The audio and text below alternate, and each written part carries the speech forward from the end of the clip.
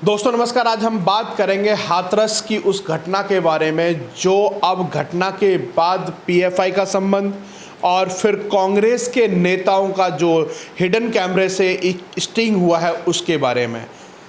स्वराज जीवन है, उन्होंने बहुत बड़ी बात कही है। कांग्रेस के ये नेता हैं और राहुल गांधी के बहुत करीबी हैं। मनमोहन सिंह के साथ इनके फोटो भी वायरल हैं। सबसे बड़ी बात है कि उन्होंने कहा है कि यहाँ पर दो जातियों के बीच में दंगा होगा और फिर दो लोग दोनों साइड से मरेंगे, फिर राहुल गांधी और प्रियंका गांधी यहाँ पर आएंगे। आज इस विशेष चर्चा पे हमारे साथ वेद शर्मा जी हैं। शर्मा जी, कैसे देखते हैं दंगा इस तरह से फैलाने की बात, जैसे शाहीन बाग हुआ था उस तरीके से यही दंगे की प्लानिंग हाथरस में रची जा रही है? सुशील जी, ये देश के इतिहास में ये दिन निश्चित रूप से याद रखा जाएगा कि कैसे कांग्रेस सत्ताच्युत होने के बाद किस प्रकार से छटपटाहट में उस सत्ता के केंद्र बिंदु पर वापस जो आना चाहती है और उसके लिए वो जो है कुछ भी कीमत अदा करने के लिए तैयार है। आज आपके चैनल के माध्यम से जिन लोगों ने रिपब्लिक भारत का वो स्टिंग नहीं देखा, मैं आपके दर्शकों को शब्द दर शब्द उन चीजों को कोट करना चाहता हूं कि जो उस स्टिंग के अंदर जो है कांग्रेस के उस पूर्व कैबिनेट मंत्री ने, देखिए कोई गली का कोई छोटा मोटा कार्यकर्ता नहीं है, वो यूपीए की सरकार में कैबिनेट मंत्री रहा हुआ आदमी है और वो अपने आप को जो है दलितों का नेता बताते हैं। और इन लोगों के अंदर कितनी निकृष्ट जो है प्रवृत्ति की मानसिकता है कि इन्होंने सामान्य मानविकी को भी तार तार करने से गुरेज नहीं किया।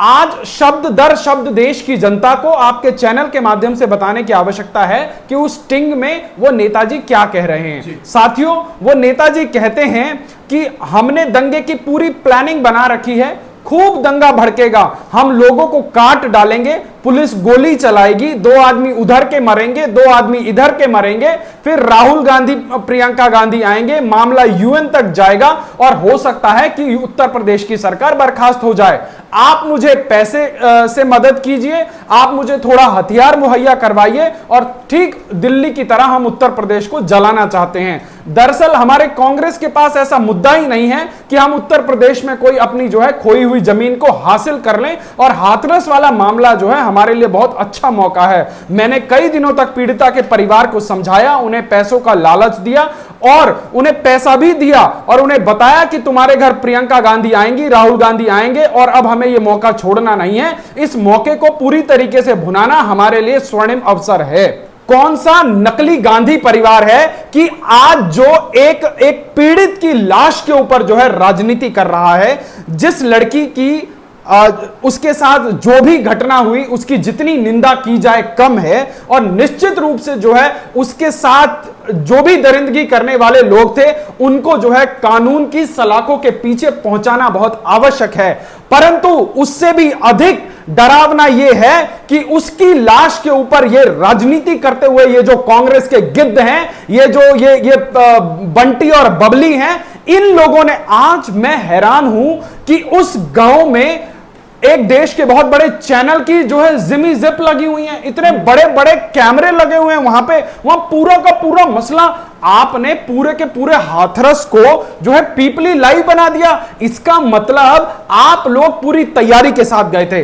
आज आपके ऊपर आरोप लग रहा है कि एक वेबसाइट बनाई गई और ये हर रोज की डेली की क्रैकडाउन हो रही है कि जस्टिस फॉर हाथरस करके जो है एक वेबसाइट बनाई जा रही है, जिसके बारे में बताया जा रहा है कि 50 से 100 करोड़ की फंडिंग। आज देश ये जानना चाहता है सुशील जी आपके चैनल के माध्यम से कि इन लोगों को फंडिंग कौन कर रहा है। रातों रात जैसे राज्य सरकार की जांच शुरू हुई, वो वेबसाइट पुल डाउन कर ली गई। तो ये पिंकी और जो इनका पप्पू है, ये किस प्रकार की जो है पॉलिटिकल वल्चरिज्म कर रहे हैं। और आज देखिए एक पत्रकार ने जो है ट्वीट पे अभी लिखा था कि शायद इतिहास में कभी ऐसा हुआ हो कि ऐसे पीड़ित के पास दोबारा जाएं। दोबारा जाना कहां था, क्योंकि वो एक आपसी पारिवारिक रंजिश का मामला था। ऐसे जो है ये दलाल नेता जो राजनीति ढूंढ रहे हैं वहां एक पीड़िता की लाश के ऊपर, उसकी मौत के 10 दिन के बाद जो है उन लोगों को पैसों का प्रलोभन देकर वहां पर इस प्रकार से जो है गैंग रेप का मुद्दा बनाया गया। सुशील जी, ऐसे ही केस की वजह से, ऐसे ही गिद्ध राजनीतिज्ञों की वजह से इस देश में निर्भया जैसे केस होते हैं। यदि इस प्रकार से लोग आज किसी बहन बेटी की लाश पर राजनीति करने लगेंगे तो कल जो देश के अंदर लोगों के मन के अंदर संवेदनाएं मर जाएंगी। कल आपके सामने चौराहों पर जो है अत्याचार, अनाचार, बलात्कार हो रहे होंगे और लोग जो है उनके लिए आवाज उठाना बंद कर देंगे, क्योंकि उनको पता है कि इसकी लाश को नोचने के लिए, इसकी लाश की बोली लगाने के लिए, आपके सामाजिक सौहार्दता को, आपके सामाजिक समरसता को बिगाड़ने के लिए जो है दिल्ली से जो है लोग गाड़ी भर भर के आएंगे, चाहे वो देश में सबसे तेज कहलाने वाला चैनल हो, चाहे अपने आप को इस देश की राजनीति को अपना जागीर समझने वाला गांधी परिवार हो। तो आज इस पूरे के पूरे हाथरस कांड ने देश की जनता की आंखें और जो है अंतर आत्मा जो है झंझोड़ने का काम किया है कि इस देश में किस प्रकार की राजनीति हो रही है। बेजी, सबसे बड़ी बात है कि मैं वहां पर 2 दिन विजिट में रहा और मैंने वहां पर जो सत्य की खोज की जो मैंने एक पहल की थी, वहां पर मैंने हर एक शख्स से ऐसी चीज़ें जानने की कोशिश की। अगर जो कैमरे पे बोलने के लिए राज़ी नहीं था उसको मैंने बुलवाने के लिए और उनसे बात करने के लिए मैं उनको राज़ी किया, उनसे बातचीत की।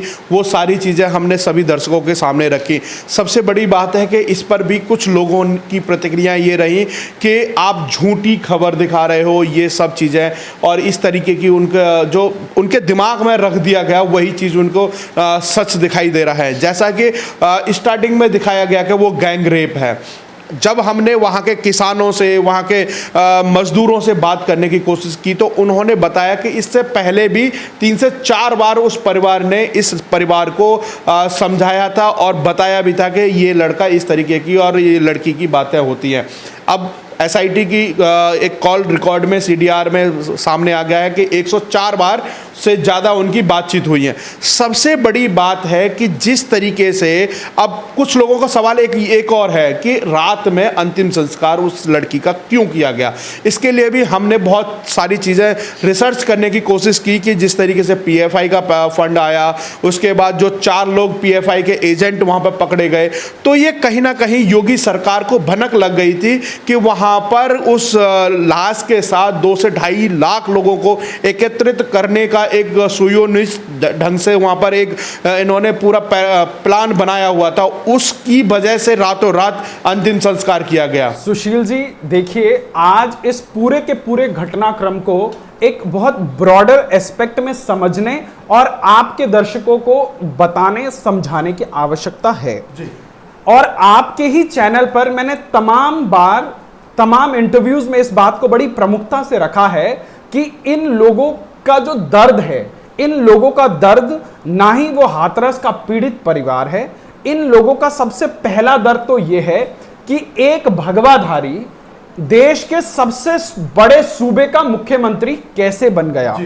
क्योंकि जिस देश में सेकुलरिज्म का सस्ता नशा लोगों के दिलो दिमाग पर चढ़ा हो, उस देश के राजनीतिज्ञों को एक भगवाधारी मुख्यमंत्री जो है बिल्कुल भी डाइजेस्ट नहीं होगा।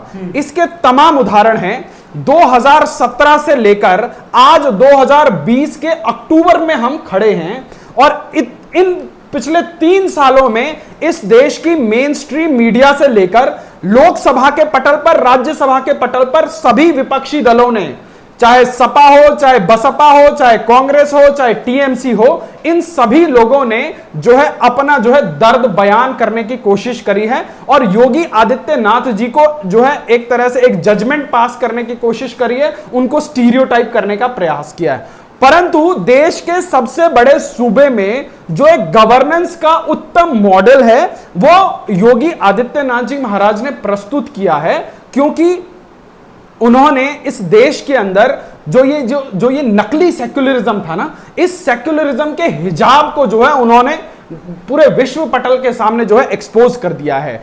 अब ये लोग स्वीकार यूं नहीं कर पा रहे कि एक सनातनी आदमी हमारे ऊपर जो है शासक की तरह कैसे बैठ सकता है। क्यों? अच्छा, सबसे बड़ी तकलीफ उस लुटियन जोन के मीडिया वालों को है जो अपने एसी कमरों के अंदर यह तय किया करते थे कि इस देश का मंत्री कौन बनेगा, फलाने प्रदेश का मुख्यमंत्री कौन बनेगा, यदि मंत्री कोई बनेगा तो उसको कौन सा मंत्रालय मिलेगा, अगर मंत्रालय मिलेगा तो मेरे रिश्तेदार को कितने हजार का ठेका मिलेगा, कितने हजार करोड़ का मेरे फलाने को ठेका मिलेगा। तो आज क्या हुआ, इस देश में में मोदी योगी के कॉम्बिनेशन ने इस देश की राजनीति के जो जब से मायने बदल दिए, ये जातिवाद और ये जो दलाली प्रथा जो इस देश के लुटियन मीडिया की चलती थी, तो आज जब ये एनजीओ प्रणाली बंद कर दी गई, जो ये फेक कंपनीज बंद कर दी गई, जो करोड़ों करोड़ों डॉलर इस देश के अंदर उन नकली एनजीओ के थ्रू आता था। अभी 3 दिन पहले जो एफसीआरए में जो इतने बड़े बदलाव कर दिए गए, तो जो इस देश के अंदर एक जो नकली सामाजिक आंदोलन चलाया जाता था और देश की विकास की गति को रोकने के हर रोज षड्यंत्र किए जाते थे, आज वो कहीं ना कहीं अलग हो गए हैं। एमनेस्टी इंटरनेशनल जैसी संगठन जो है कांग्रेस उसको अपने कंधे पर बिठाकर निर्भया जैसे जघन्य अपराधों में निर्भया के अपराधियों को जो है बचाने का काम करती है, और निर्भया के आरोपियों को इस देश की कानून व्यवस्था के अंतर्गत उनको जो है सजा देने के लिए 7 साल लग गए। आज बात करने की जरूरत है कि ऐसे अपराधों पर अंकुश कैसे लगे, जब इस देश के विपक्ष के राजनेता, और चाहे वो विपक्ष हो चाहे कोई भी हो, देखिए आज मैं एक आम नागरिक की तरह बात करूंगा, और निश्चित रूप से जो है ऐसे संवेदनशील मामलों पर राजनीति नहीं होनी चाहिए, परंतु इस देश के राजनीतिक गिद्धों की जो है मानसिक संवेदना देखिए। ये लोग बलरामपुर पे नहीं बोलेंगे, ये लोग बुलंदशहर पर नहीं बोलेंगे, जयपुर में 3 दिन के अंदर 2 दर्जन से अधिक जो है गैंग रेप हो जाते हैं, 6-6, 8-8 साल की बच्चों के साथ रेप हो जाते हैं, तब ये लोग नहीं बोलेंगे। क्यों? क्योंकि वहां पर रेप करने वाला एक संप्रदाय विशेष से आता है। इन लोगों को कौन सा एंगल सूट करता है? जब रेप करने वाला उस संप्रदाय विशेष से ना हो और जो पीड़ित हो वो विशेष रूप से जो है दलित हो। देखिए इस देश में एक राजनीति चल रही है कई वर्षों से, जो इस देश का दलित समाज है उसको कहीं ना कहीं हिंदू समाज से तोड़ने का जो है एक बहुत वर्षों से षड्यंत्र चल रहा है, और उस षड्यंत्र का सबसे बड़ा मोहरा है चंद्रशेखर आजाद रावण। आज आपको और हमको एक विचार करने की बात है। हम लोग इस देश में हर साल रावण की जो है पुतलों को जलाते हैं। रावण को जो है एक एविल की तरह देखा जाता है, एक अन्याय के द्योतक की तरह देखा जाता है, और हर साल उस व्यक्ति को जो है जलाया जाता है। ये लोग कितनी शातिराना तरीके से अपने नाम के पीछे रावण लगा के उसको सेलिब्रेट करते हैं। ये वामपंथ का तड़का देखिए। ये लोग काली को, दुर्गा को, भगवान राम को तो गालियां बकेंगे। ये किस प्रकार का वामपंथ है? आप किस प्रकार का दर्शन दे रहे हैं? आज सिलेक्टिविज्म देखिए। आज क्योंकि कोई वाल्मीकि समाज से आता है, तो आज आप उसी हिंदू संप्रदाय के अंदर, हिंदू समाज सनातनियों के अंदर आप जो है वाल्मीकियों को एक अलग आइडेंटिटी की तरह दिखाएंगे, और ये करने वाले कोई नहीं है। वो जो सिंगल सोर्स वाले जो लोग हैं और ये जो वामपंथी लोग हैं, आज आप पराकाष्ठा देखिए। जिस आदमी का खुद का नाम सीताराम येचुरी है, वही सबसे ज्यादा राम का और सीता का जो है विरोध करता है। सर सबसे बड़ी जिस आदमी का खुद का नाम कन्हैया है, वो इस देश में जो है भगवान, हिंदू सनातन धर्म के जितने भी आराध्य हैं उनके बारे में उलूल जुलूल जो है बयान देता